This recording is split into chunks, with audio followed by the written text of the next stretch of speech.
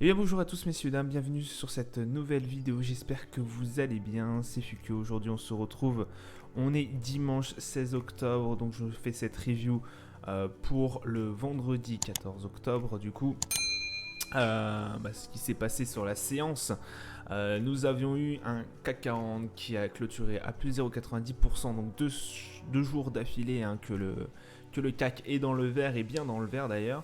5931 points, 92, le Dow Jones qui clôture à moins 1,34, le Nasdaq moins 3,08, le DAX plus 0,67, le FTSE 100 à plus 0,12, le Nikkei 225 plus 3,25, le pétrole Brent qui descend à 91,79$, le 11$ à 1642$, l'euro USD à 0,97, l'OAT français de 95, donc on se rapproche vraiment des 3%, et les 4% dépassés par le 10 ans US, 4,01 exactement.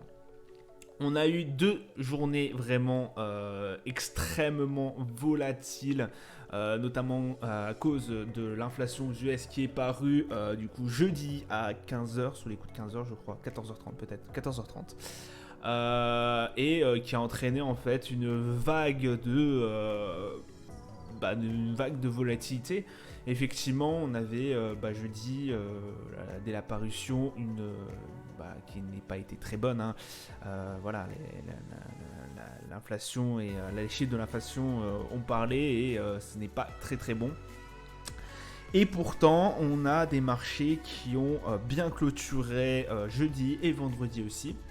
Alors bien clôturé au niveau européen, je parle. Même au niveau jeudi, même au niveau américain, ça s'est bien passé. Pourquoi? Parce que, selon beaucoup d'investisseurs, nous serions vraiment, malgré cette petite hausse d'inflation, nous serions vraiment, certains indicateurs nous disent, à la fin de cette inflation. Voilà, on aurait pu ce problème-là, en tout cas au niveau des US. Ce qui me paraît extrêmement, extrêmement bizarre, extrêmement prétentieux de dire cela. Je pense que même si un certain nombre d'indicateurs nous prédisent qu'effectivement on arrive vraiment au pic, on est sur le pic d'inflation, il n'y a encore rien de validé et je pense que le marché espère un peu trop pour l'instant. Ça reste des marchés extrêmement compliqués, extrêmement versatiles, comme on peut le voir. D'ailleurs, c'est pour ça que vous avez moins 3% sur le Nasdaq, rendez-vous compte, tellement que ça va vite. Donc on était dans le vert, durant tous les débuts de la matinée, et le Nasdaq il plonge quand même à moins 3%. C'est pour vous dire l'extrême volatilité des marchés en ce moment. Je pense qu'au bout d'un moment, ça va rebaisser. Je pense que, en tout cas au niveau européen, c'est sûr, on parle même plus de risque de récession. Là, on est vraiment sur quand est-ce qu'on va annoncer aux Européens qu'on est en récession. Parce que, l'Allemagne l'a déjà fait. L'Allemagne, la semaine dernière, a annoncé, ou cette semaine, la semaine dernière. La semaine dernière avait annoncé effectivement que ils étaient en récession, qu'il y avait un grand risque de récession. C'était c'était conforme à nos attentes, rien d'exceptionnel à ça. Mais je pense que beaucoup de personnes se leurrent sur le fait que le monde va éviter une récession.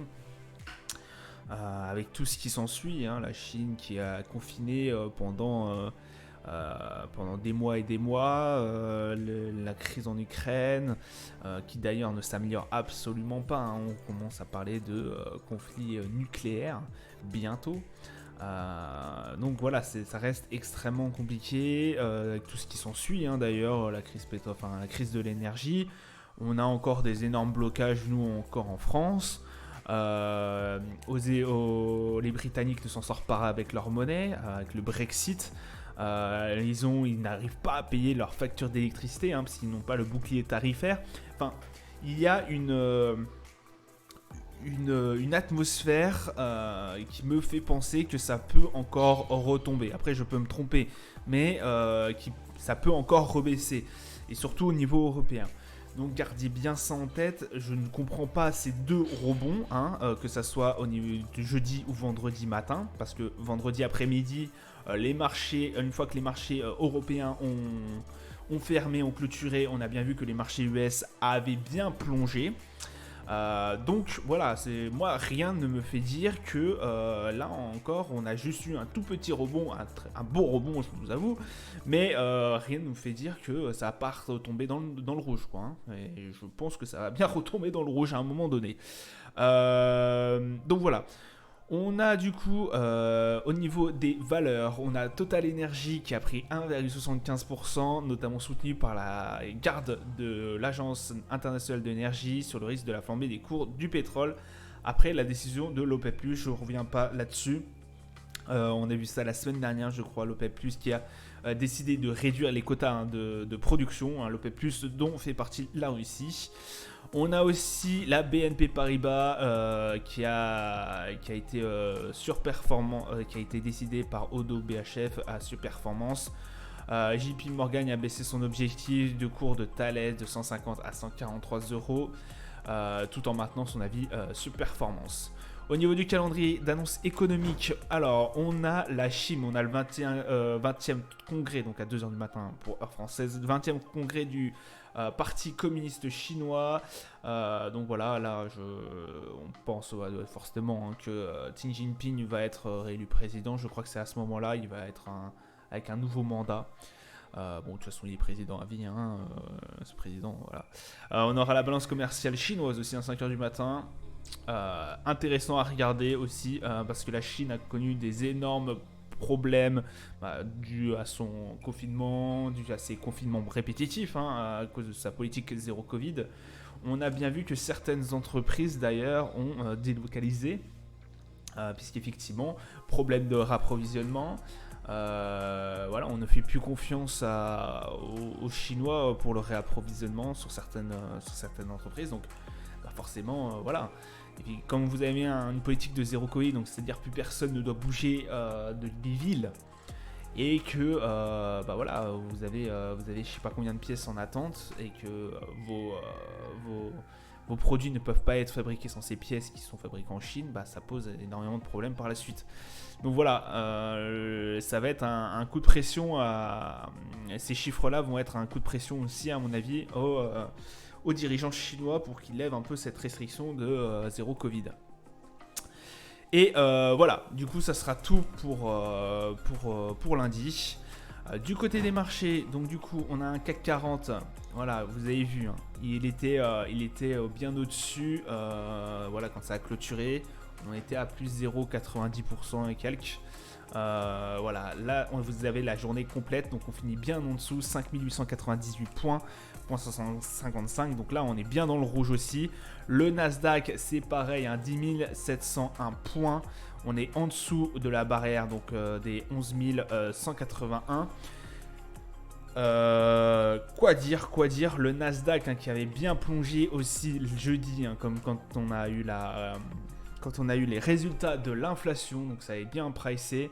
Là c'est pareil, hein, on arrive pratiquement sur les plus bas, hein, on a vraiment sur les plus bas, on a eu juste une mèche avant, et voilà, là on est sur les plus bas depuis le début de l'année et depuis au moins à peu près septembre de l'année dernière, septembre 2020,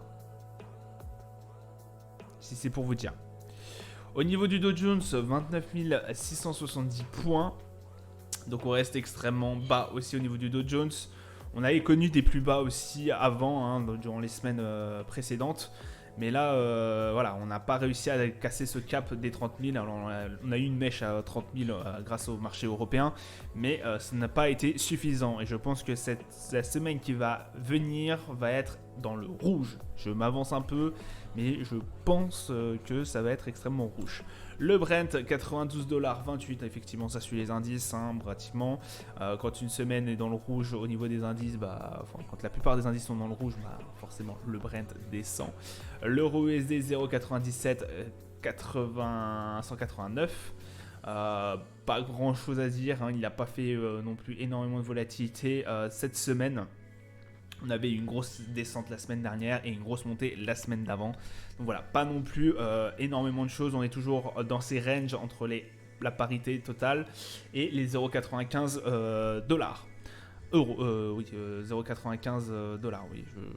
Enfin, 1 dollar et non, 1 dollar égale 0,95 d'euros. Pardon, je me perturbe un peu. Et au niveau du coup de l'or, nous sommes à 1643 dollars le 11 d'or. Donc là, on avait eu une mèche, hein, enfin, on avait eu pas une mèche, pardon. On avait eu un sursaut il y a 2 semaines pour aller tâter cette barre des 1700 dollars, hein, qui est cette grosse barre. Là, on est bien descendu. On a une autre barre à 1588.